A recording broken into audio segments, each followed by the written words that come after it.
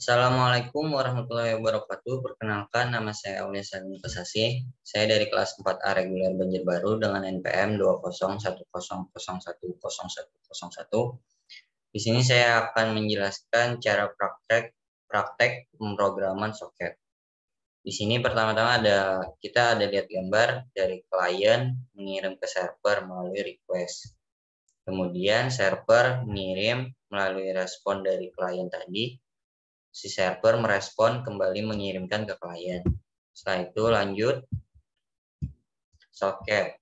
Soket adalah sebuah abstraksi perangkat lunak yang digunakan sebagai suatu terminal dari suatu hubungan antara dua mesin atau proses yang saling berinterkoneksi.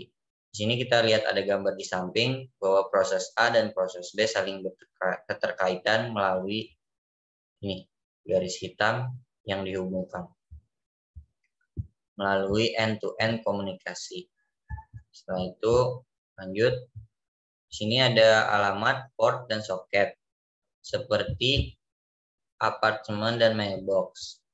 Di sini kita lihat apartemen itu sebagai aplikasinya. Kemudian alamat gedung apartemen itu adalah alamatnya. Kemudian your mailbox atau kotak suratnya itu adalah portnya. Kemudian sistem kantor pos tersebut adalah jaringannya atau koneksinya. Kemudian the socket is the key that gives you access the right mailbox. Itu soket adalah kunci yang memberi Anda akses ke kotak surat yang tepat. How do you choose which port a socket connect to? Ini bagaimana Anda memilih portnya agar terhubung dengan soket. Itu sesuai kesepakatan. Lanjut. Soket. Di sini ada beberapa tipe soket, yaitu yang pertama stream soket, yaitu paket-paket data byte atau bidireksional koneksi, atau bidireksional ini koneksi dua arah. Setelah itu ordered reliable delivering of packet, itu adalah memesan pengirim paket yang andal. Kemudian use TCP. Di sini stream socket menggunakan TCP. Kemudian lanjut yang kedua datagram socket. There is no connection. Dia di sini tidak perlu koneksi atau tidak ada koneksi. Tetapi setiap paket yang dikirim secara independen dari yang lain. Sini paket dikirim secara independen dari yang lain. Kemudian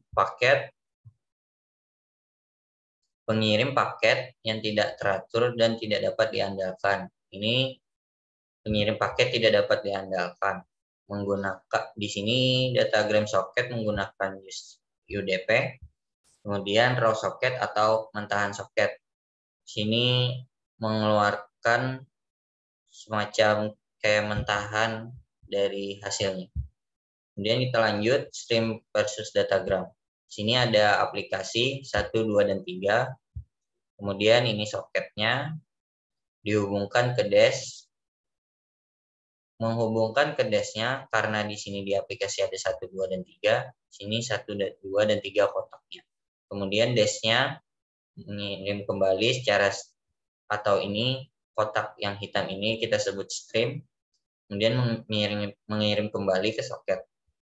Kemudian datagram kurang lebih hampir sama dengan stream, cuma bedanya di bagian ini ada kotak 1, 2, dan 3.